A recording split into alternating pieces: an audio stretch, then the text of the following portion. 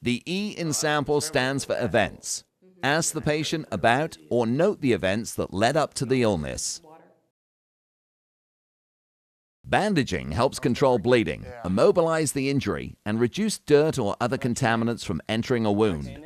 It's a skill that can range from life-saving in the case of serious bleeding to simply helping the patient feel more comfortable.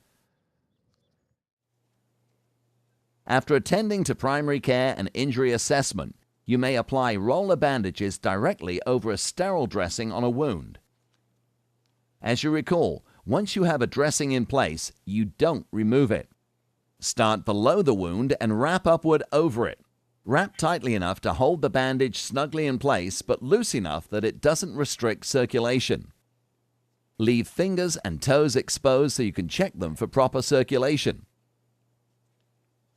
If you're bandaging a foot, start with a couple of turns around the ankle, then over the injury site on the foot. Similarly, start a hand bandage around the thumb and wrist.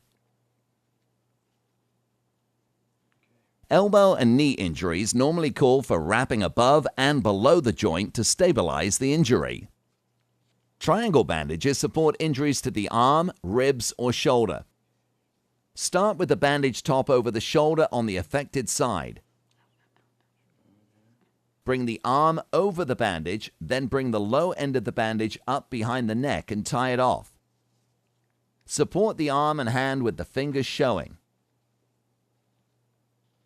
If you suspect broken ribs, tie a second bandage to hold the arm against the injury side of the chest. This helps immobilize the entire affected side of the torso. The pressure immobilization bandage is a treatment for snake bites and a specific list of injected venoms by other animals. Other than snake bites, check with local medical authorities prior to using this bandage for other envenomations. Ideally, select a broad elastic bandage if available. You may improvise by using any flexible material such as clothing or towels that could be torn into strips of at least 7 centimeters, 3 inches long. All bandages should be applied as firmly as you would apply a bandage to a sprained ankle or wrist. Apply the bandage as soon as possible after a bite. Also, avoid taking off clothing and having the patient move.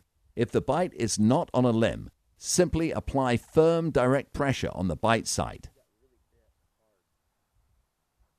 If the bite is on a limb, begin bandaging at the fingers or toes and continue upwards as far as possible and including the bite site.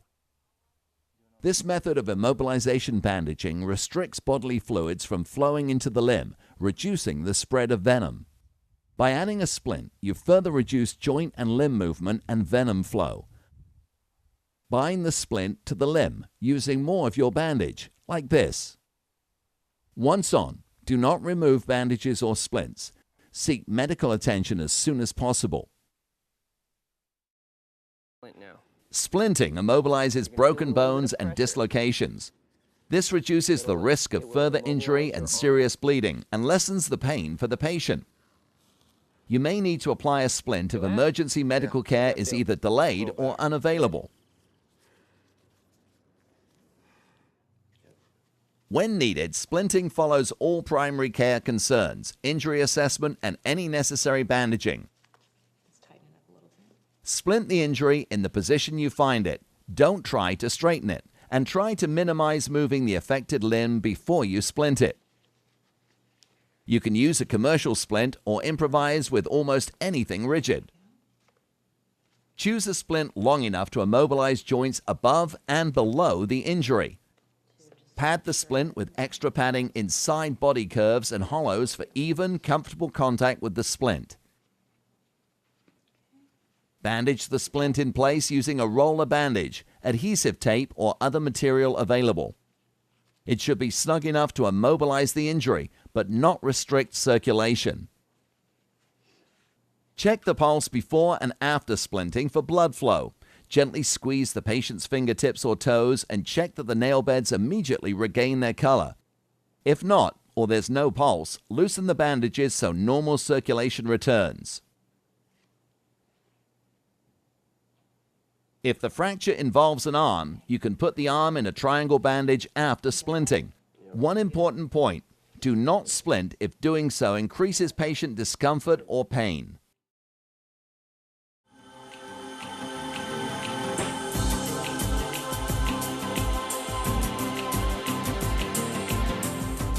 Now that you understand the 4 secondary emergency first response skills, let's apply them to some realistic situations. Note in each scenario that the emergency responder first attends to any primary care issues using ABCABS and the cycle of care to guide him. Second, he confirms that EMS is either delayed or unavailable before moving into secondary skills.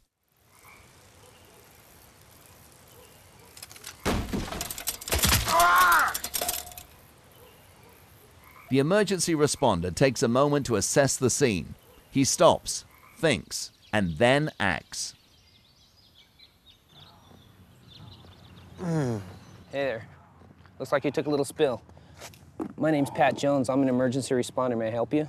Yeah, I think I broke my arm. Yeah, anything else hurt here? Because the patient is responsive and talking, the emergency responder knows that the patient has an open airway and is breathing normally.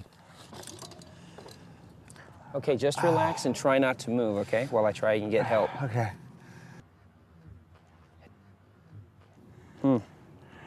No service. Guess I won't be able to get emergency medical services here, but it's okay. I can assist you. Try not to move your head at all. Okay, all right. Let me take off your glasses, okay? You doing okay? Yeah. All right, open your eyes and try not to move your head while you look at my finger. Perfect. Let me check your ears for you.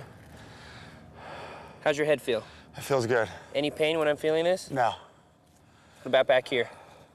Nothing? That's fine, that's fine. Okay, how do your shoulders feel? I feel okay. Okay. Any pain? No. Nothing? No. Okay, how you doing, okay? Okay. Don't move your head. How's that feel? That's okay. I'm gonna check your spine for you, okay? Tell me if you have any signs of pain. Anything? No. Okay. And check your abdomen now. Does that hurt? No. Here? No. Here? That's okay. Here? It's good. Okay, I'm gonna check your hips. How's that feel? It's okay. All right, I'm gonna go down to your legs now. Feel any pain here? No. Anything? No. Wiggle your toes for me. Okay, let's do the other side. How's that feel? Feels good. Can you wiggle your toes for me? Okay, which arm hurts? It's my right arm. Okay, I'm gonna leave that alone for now, and I'm gonna bandage this cut first. Then I'm gonna splint your other arm, okay? That should make you more comfortable, all right? Okay.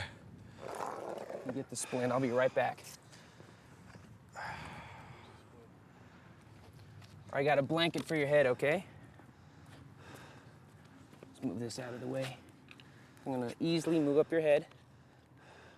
Okay, lift it up slightly. Okay, set it down. How's that feel? That's okay. It's good. Okay. It's good. Let me see. Let me see this arm. Try not to move your head, okay? All right. All right. So what were you doing out this morning? Just going for a bike ride? Yeah.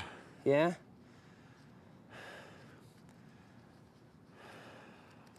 What'd you do, hit a rock, didn't see it or something? I don't know. Yeah. This should make you feel a bit better, okay, buddy? What's your name? Eric. Yeah? How you feeling? It's just my arm, man. Yeah. Looks like you took a little bad spill on that side. I'll get to it in just a second, okay? Doing okay? Yeah. All right.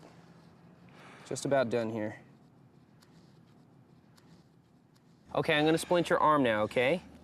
You help by moving your wrist area, and I'm gonna move your elbow up, and I'm gonna slide the splint underneath your arm, okay? At the count of 3. 1, 2, 3.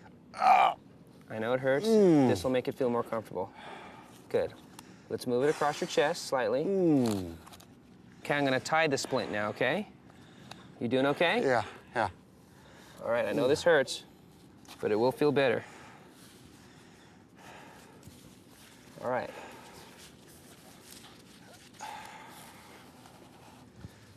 Look, we're pretty far away from emergency medical services, okay?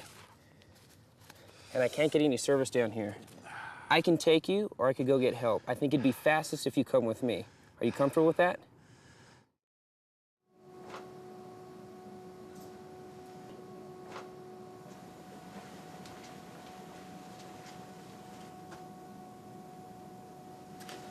Carrie, What? are you okay?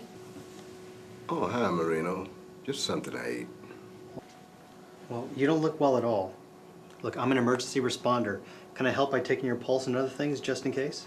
Yeah, but it's really just lunch. Let's see, well, what did you have for lunch? The usual. Salad with dressing.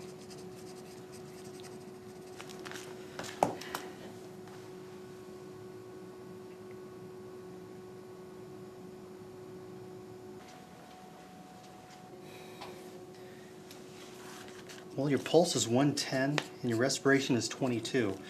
When did you start to feel ill? About an hour ago. And how do you feel now? About the same. Are you taking any medication? Blood pressure stuff. Have you taken any today? I took it at lunch. I just started a new prescription. Do you have the prescription with you? Yeah.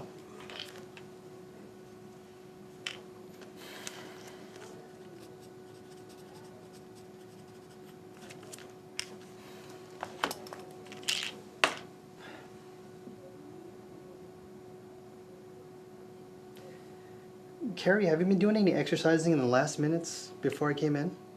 No. Well, your pulse is racing, you're breathing heavy, and you're cold and clammy. As a precaution, I think we should get you checked out. I don't think it's anything. I'm sure it's not, but just in case. Okay. Okay. Yes, can you call the emergency response team to Carrie Toll's office? Yes, he's feeling more than mildly ill. No, I'm okay here. Just make sure you bring them back here as soon as they arrive. As an emergency responder, you play a crucial role in a medical emergency. Your primary care response skills are the critical first links in the chain of survival that summon emergency medical services and monitors the patient, providing aid that increases the chances of survival or revival. In emergencies that are not immediately life-threatening, you provide comfort and reduce the risk of permanent disability. Your emergency first response secondary care skills can benefit patients by alerting medical personnel to conditions that need attention, by reducing further injury, and by increasing patient comfort. As you've already learned, few emergency responders ever need their skills, but if you ever do, you'll be ready to reach out and help another in need.